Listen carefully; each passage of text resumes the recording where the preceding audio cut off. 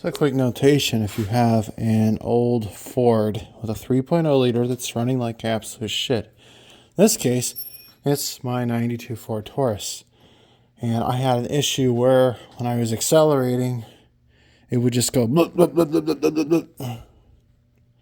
Just around the time it shifted into like, third gear to lug down, you have to give it more gas for it to run decent. I see the previous owner put a fuel pressure regulator in it.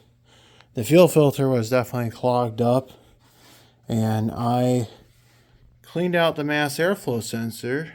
That was fine. I almost bought a new one. I'm glad I didn't do that.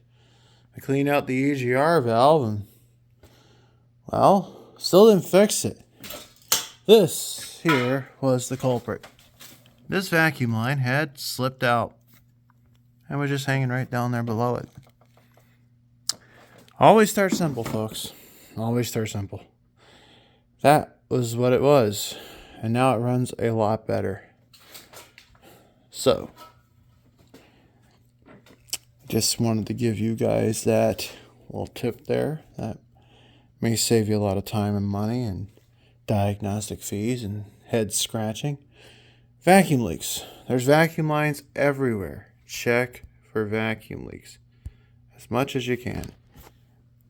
And you may just find yourself with a better running car.